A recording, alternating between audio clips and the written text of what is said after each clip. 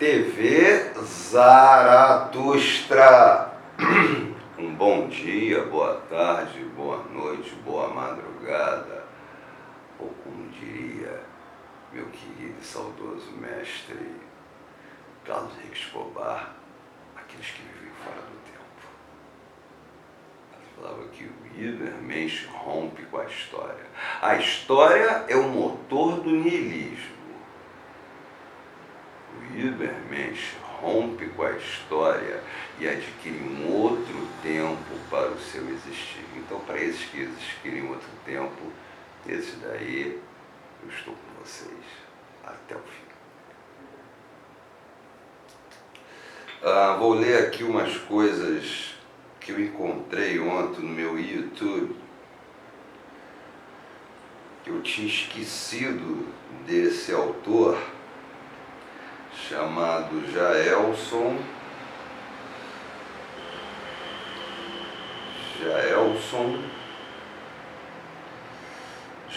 Roberto de Oliveira. Eu tinha esquecido que tinha lido isso, e isso há 3 anos atrás eu tinha esquecido. Foi no Estudos Nietzsche. Pela linguagem filosófica que é, segundo Nietzsche, produtora constante de novos sentidos. A linguagem tem um sentido estético, pois a linguagem, além disso, aparece como necessidade de eliminação e de exteriorização, o que demanda uma ampla capacidade de assimilação das vivências, como força a capacidade de assumir a vida com sua intensidade.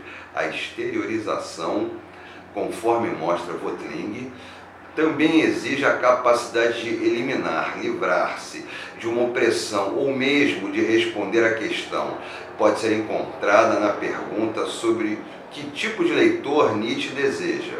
Na verdade, Voetlin destaca que Nietzsche não busca leitores, mas interlocutores, ou seja, a tarefa de sua filosofia não é comunicar para os leitores, mas falar de si e de suas vivências, para provocar, interpelar e estabelecer diálogo para interlocutores. A linguagem é apenas um mecanismo de afrontamento. Escrever, portanto, para Nietzsche é uma forma de provocação que prescinde da velha relação entre escrita e realidade. É porque se revela não como ser, mas como um processo dinâmico, criativo e ininterruptamente interpretativo, que a realidade é produzida pela linguagem. É preciso lembrar que o autor de Zaratustra afirma: eu escrevo sobre mim mesmo, para mim. Outra forma de omitir o pensamento, a linguagem, ocorre entre os poetas, por exemplo. Pela criação, o artista se livra de suas dores depois de tê-la assumida plenamente. Maravilhoso, maravilhoso. Vamos ver o outro dele, aqui. Vamos ver. Outro do Gelson. A filosofia do espírito livre, tal como apresentada por Voetlin, torna-se, aos poucos, um modo de compreensão da realidade.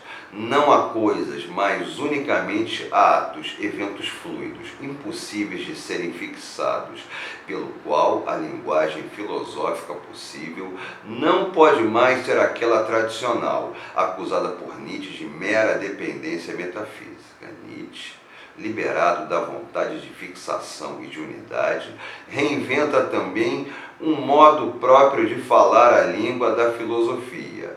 Se para ele a realidade só é pensável como interpretação, então a linguagem filosófica é sempre ambígua e ambivalente, fluida e interpretativa. Para isso, escrever é também inventar, e filosofar torna-se uma forma de criação artística. Tem mais um dele. Dead Kennedy. Não, acho que eram só esses dois. Ou seja, o interpretar, né? Aqui. Não, é isso daqui. Eu acho que eu li tudo dele. Não, tem mais um do Gelson. Os resultados da estratégia implementada por Voetlin, entretanto, são mais intrigantes quando detectamos a sua intenção de mostrar os assim chamados aspectos positivos da construção filosófica de Nietzsche. Essa estratégia é justamente que o conduz à análise do tema do corpo, das pulsões ou instintos, ou ainda ao anúncio nietzschiano de uma tarefa criativa ou artística para o filósofo, porque não são essências. Os afetos induzem a mudança de sentido no método filosófico de análise da condição humana e de seus construtos morais. O que Nietzsche mostra é que não é necessário um centro racional organizador da realidade, costumeiramente chamado de consciência ou racionalidade, muito menos que seja possível essa reunião, ou que a realidade mesma se deixe captar assim tão facilmente. O corpo, como lugar dos afetos, passa a constituir um móvel privilegiado dessa nova filosofia. Mas corpo aqui não é só matéria ou materialidade, mas sobretudo corpo é relação, nas palavras de Voetlin. Corpo não é um ser, mas um tipo de relação, ou mais, de colaboração entre as pulsões. Ou seja, o que Voetlin pretende mostrar é que o corpo é a lógica que rege as pulsões e que sem ele é impossível entender o modo novo de filosofar que Nietzsche intitulou de a filosofia do espírito livre. Genial, genial, genial. A câmera torta, uma coisa meio como futurista, ou seja, é a interpretação, né? Tudo na vida é interpretação para o Nietzsche. O existir é uma interpretação.